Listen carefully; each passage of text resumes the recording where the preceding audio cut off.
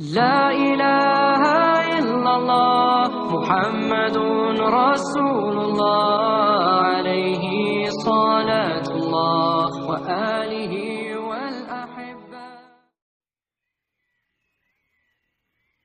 اعوذ باللہ من الشیطان الرجیم، بسم اللہ الرحمن الرحیم۔ ناظرین، آپ دیکھ رہے ہیں آئی ڈی ٹی وی اور میرا آج کا موضوع ہے صدقہ و خیرات کا ثواب۔ صدقہ و خیرات سے جہاں دولت معاشرے میں گردش کرتی ہے، وہاں غریبوں اور مسکینوں کی بہت سی ضرورتیں بھی پوری ہوتی ہیں۔ قرآن پاک میں اللہ جل جلالہ نے کئی مقامات پر صدقہ و خیرات کی فضیلت اور اس کے اجر و ثواب کو بیان فرمایا ہے۔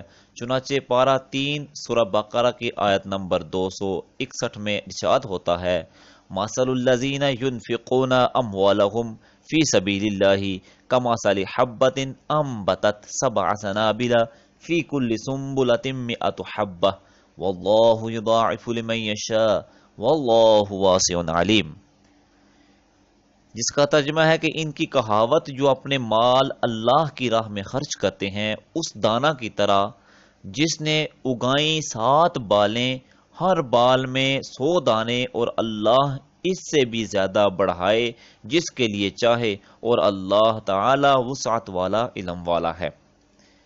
تو معلوم ہوا راہ خدا میں خرچ کرنے سے اللہ تعالی اپنی رضا کے ساتھ انعام بھی عطا فرماتا ہے، مگر سوال یہ ہے کہ راہ خدا میں خرچ کرنے سے مراد کیا ہے؟ تو جان لیجئے کہ علم دین کی اشاعت میں حصہ لینا، دینی مدارس کی مدد کرنا، مساجد بنانا، دینی کتب کے لیے لائبریری بنانا، مسافر خانے بنانا، ضرورت مند پڑوسیوں اور رشتہ داروں کی مدد کرنا، محتاجوں، اپاہجوں اور غریبوں کے علاج، معالجہ اور مقروضوں کے قرض کی ادائیگی کے لیے خرچ کرنا وغیرہ ایسے کام ہیں کہ ان میں سے جس کام میں بھی خرچ کریں گے وہ راہ خدا میں خرچ کرنا ہی کہلائے گا۔ جیسا کہ حضرت سیدنا امام حازن ابو الحسن علاء الدین علی بن محمد بن ابراہیم رحمۃ اللہ تعالی علیہ مذکورہ آیہ مبارکہ کی تفسیر میں فرماتے ہیں: راہ خدا میں خرچ کرنا خواہ واجب ہو یا نفل، تمام ابواب خیر کو عام ہے۔ اور صدر الفاضل رحمۃ اللہ تعالی علیہ کے نزدیک کسی طالب علم کو کتاب خرید کر دی جائے، یا کوئی شفا خانہ بنا دیا جائے، یا مردوں کے ایصال ثواب کے لیے 3 10ویں 20ویں 40ویں کے طریقہ پر مساکین کو کھانا کھلایا جائے، سب راہ خدا میں خرچ کرنا ہی ہے۔ جب کوئی شخص راہ خدا میں اپنا مال خرچ کرتا ہے تو اللہ تعالیٰ اس کے عوض 700 گنا یا اس سے بھی زیادہ اجر و ثواب عطا فرماتا ہے، جیسا کہ صدر الافاضل حضرت علامہ مولانا محمد نعیم الدین مراد آبادی رحمۃ اللہ تعالی علیہ مذکورہ آیات مبارکہ کی تفسیر میں فرماتے ہیں: ایک دانہ کے 700 دانے ہو گئے، اسی طرح راہ خدا میں خرچ کرنے سے 700 گنا اجر ہوتا ہے۔ جب یہ یقین ہو کہ راہ خدا میں خرچ کرنے سے ایک کے بدلے 700 ملیں گے تو کوئی نادان شخص ہی اپنا سرمایہ اس سودے میں نہیں لگائے گا۔ اللہ عز و جل اپنی راہ میں خرچ کرنے والوں کو یوں ہی دیا کرتا ہے۔ حضرت سیدنا امام شمس الدین قرطبی رحمۃ اللہ تعالی علیہ فرماتے ہیں کہ جب یہ آیت مبارکہ نازل ہوئی تو اللہ تعالی کے خزانوں کو تقسیم فرمانے والے ہمارے آقا دو جہاں کے تاجور صلی اللہ تعالی علیہ وسلم نے بارگاہ خداوندی میں عرض کی: ربی زد امتی، یعنی اے میرے پروردگار میری امت کو اس سے بھی زیادہ اجر و ثواب عطا فرما، تو بارگاہ خداوندی سے یہ مجدہ ملا: من ذا الذی یقرض اللہ قرضا حسنا فیضاعفہ لہ اضعافا کثیرہ، ہے کوئی جو اللہ کو قرض حسنہ دے تو اللہ اس کے لیے بہت گنا بڑھا دے۔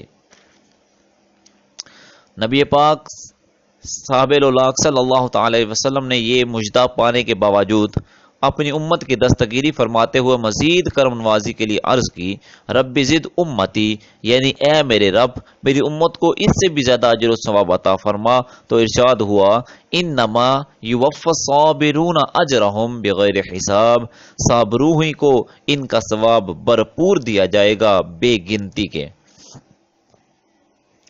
تو مفسر شہیر حکیم الامت مفتی احمد یار خان نعیمی رحمۃ اللہ تعالی علیہ تفسیر نعیمی میں فرماتے ہیں کہ صدقات کے ثواب میں زیادتی کمی چند وجہ سے ہوتی ہے: اخلاص کا فرق، زمان کا فرق، فقیر کا فرق، مقام خیرات کا فرق۔ جس قدر اخلاص زیادہ اسی قدر ثواب زیادہ۔ اخلاص کے فرق کی مثال صحابہ کرام کے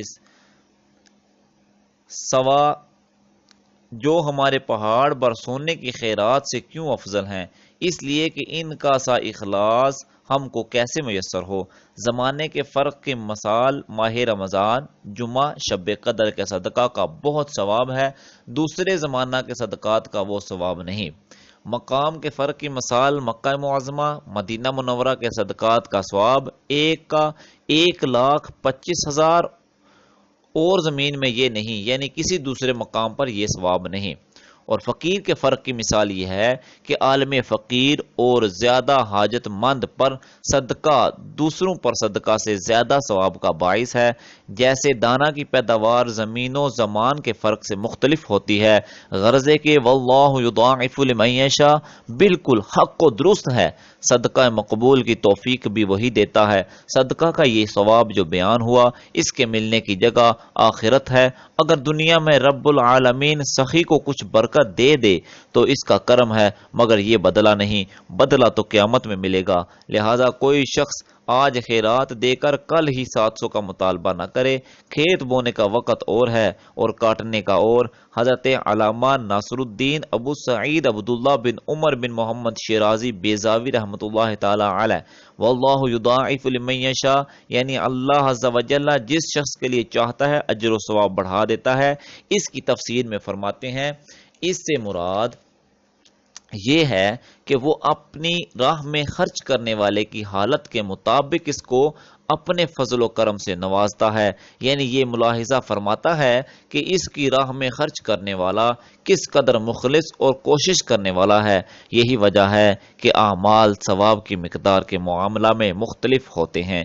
اللہ رب العزت جل جلالہ ہمیں صدقہ کی اہمیت اور اس کے اجر و ثواب کو سمجھنے کی توفیق عطا فرمائے، اور ہمارے صدقہ دینے میں ہمارے دل کو اخلاص اور پختہ یقین کی توفیق عطا فرمائے۔ وآخر دعوانا الحمدللہ رب العالمین۔